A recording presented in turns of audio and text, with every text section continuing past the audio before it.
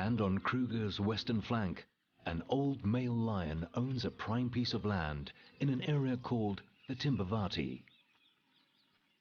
His family is the Shubeli pride, with 2 lionesses and 5 cubs.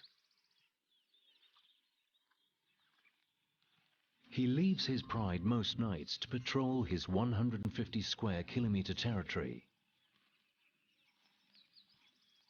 It takes dedication to make sure no enemy crosses the boundaries.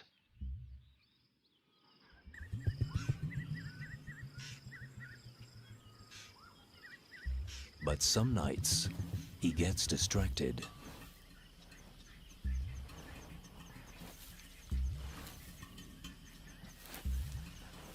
Muffled sounds give away that a warthog is in its den.